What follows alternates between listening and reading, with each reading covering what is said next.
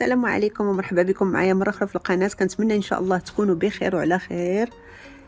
ايوا يا سيدي، هاد حناك الطبال قال لك سيدي بغى يحرر الصحراء المغربية، هو ودوك الجزائريين. كانت الصحراء المغربية محتلة من الإسبان، والحمد لله رجالها وناسها وعيالاتها وولادها وقفوا وقفة وحدة بقيادة الحسن الثاني الله يرحمه وحرروها.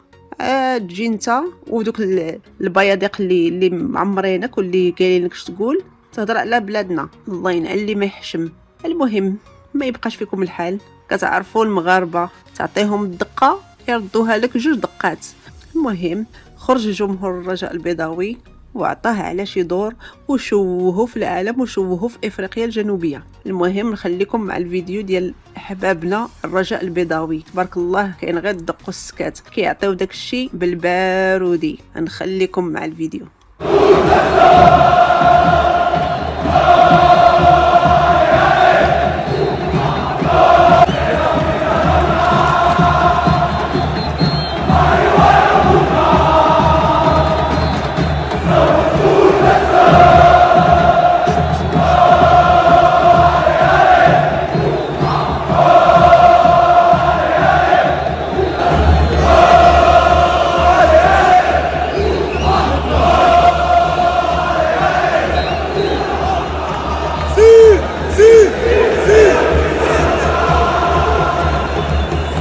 بوريشة شفتوا الجمهور كي داير، شوف الجمهور كيتمتع وناشط وكيتفرج في الماتش، وفي نفس الوقت مصيفطين صاروخ ارضي جوي نيشان لافريقيا الجنوبيه لهذاك المجرم اللي رشاوه الكراغيله باش يقول 2 هضرات سخاويين. شتي تبارك الله الجمهور كي داير، ماشي بحال عطيوه البنان عطيوه البنان. الحمد لله. علاش ما كيقولوش عطيوه البنان عطيوه البنان؟ حيت الحمد لله الشعب المغربي شبعان. ولا لاحظتوا تبارك الله الجمهور المغربي ما حاشاهاش الموالين عطيوه البنان، كاع ما داوها فيهم. عرفتيوا علاش؟ حيت ما غاديش يهبطوا المستوى ديالهم، حيت المستوى راقي بزاف، ما كيهبطش لذاك المستوى. وهما اللي عندهم به الغرض هو هذاك حناك الطبال اللي جابوا، هذاك اللي جاي ترشى وخذ الفلوس على ظهرهم وزاد، هذاك هو اللي عنده بهم الغرض.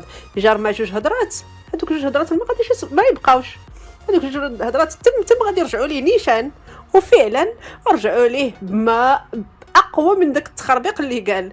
واحد التصرفيقه عطاوه 2 تصرفيقات، وحده من هنا وحده من هنا، وكنت تشوفوا الشعب ديال جنوب افريقيا اش داير، ها اللي كيضحك عليه، ها اللي بقى فيه الحال، ها اللي قال له دخل سوق راسك. المهم كل واحد ورد الفعل ديالو. انا غنوريكم بعض المنشورات ديال الشعب الجنوب افريقيا. هادو الاخبار ديال ساوث افريكا، South African News.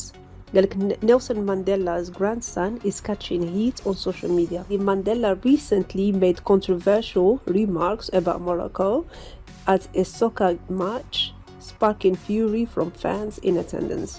قالك ماندلا مؤخرا دار واحد الملاحظات على المغرب، ملاحظات مثيرة للجدل، واحد الماتش ديال الكرة اللي اثار الغضب ديال الجماهير المغربيه. وشي واحد قال لك، شي واحد من الجماهير قال this happens when you poke your nose into everyone's affair. قال لك هادشي اللي غادي يطرا ملي كتمشي كتدخل في الامور ديال الناس كاملين. مانديلا البرهوش told to focus on Orania instead of Moroccan politics.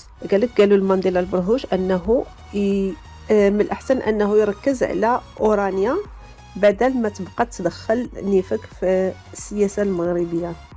هنا وحده كتبت لهم واقيلا هذه عندهم مشهوره تما سميتها تي كي نالا، قالت لهم I swear Mandela did not see this one coming. being called Leo Mandela is deep.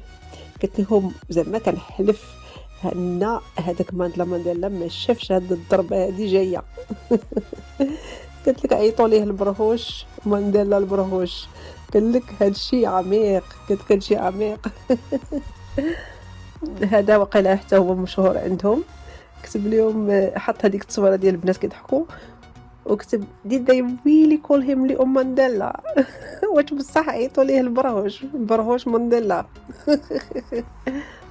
حيت هاد اللي هادي راه كثار من البرهوش، يعني كتصغر منه لواحد الدرجه ما تصوروش كي دايره، يعني اكثر من البروج. حيت في بريطانيا ملي كيقولوا اللي وهذا ولا اللي وهذا، يعني كتصغر من قيمته وكتهبط كطيح من كرامته، فهمتي؟ والله العظيم شتي جمهور الرجاء، والله العظيم الله يعطيهم الصحة. وهذاك اللي فكر في هذا الميساج وعطاه هذا الميساج هذا هذا الحفيد مانديلا المجرم، والله زعما العظيم الا خاصو وسام، حيت عرفتي راه صفة صاروخ من المغرب لجنوب افريقيا، عطاه هذاك الميساج نيشان تمتم، عطاهم ليه نيشان، ما خلاوهاش فيه، ما باقي حتى كاع ما دوزها، باقي كاع حتى ما فرح بديك الخطبه ديالو، جاه ميساج نيشان.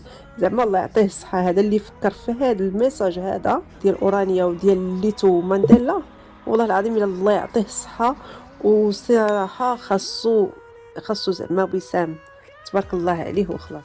والمهم اللي ما تعرفش، اورانيا هي مدينه في جنوب افريقيا كيسكنوا فيها افريكانوز، ناس بويض، ما كيخليوش حتى شي حد كحل يدخل لهذيك المنطقه، عندهم الرايه ديالهم، عندهم العمله ديالهم، وغير المسيحيين تما ممنوع شي حد يدخل. وفي جنوب افريقيا يعني اول حاجه خاص هاد ليتو مانديلا البرهوش يحرر هي هذيك المنطقه اللي في بلاده، ماشي يمشي يحرر واحد المنطقه ديال بلاد عباد الله ياخذها من بلاد عباد الله ويعطيها للزبل، حاشاكم. المهم نخليكم مع فيديو كيوضح هذيك المنطقه ديال اورانيا وانتم غتشوفوا على عينيكم. Il règne ici comme une atmosphère de Far West. Pour vivre à Orania, dans cette zone isolée du centre de l'Afrique du Sud, il faut être chrétien et parler l'afrikaans, la langue des premiers colons blancs d'Afrique du Sud. 1500 habitants et aucun noir. La petite ville dispose de sa propre monnaie, de son drapeau. Fondée il y a 27 ans à la fin de l'apartheid, Orania rend toujours hommage à différentes figures de ce régime raciste. يعرف الناس مع من حشرنا الله في الجوار. كنا نريد أن يعرف الناس النوايا الحقيقية لمن هم يساكنوننا ويجاوروننا، ولله الحمد سبحانه وتعالى، فقد انكشف الغطاء وعرف كل واحد بقيمته الحقيقية، قيمته البشرية وقيمته. خوتي خواتاتي دابا وصلنا لنهايه الفيديو، كنتمنى سبحانه وتعالى يحفظ الدوله ديالنا، الله ينصر المغرب والله يحفظها والله يحفظ المسلمين اجمعين. السلام عليكم، لا تنسوا الاعجاب بالفيديو والاشتراك في القناة تشجيعا لنا لنحتفل.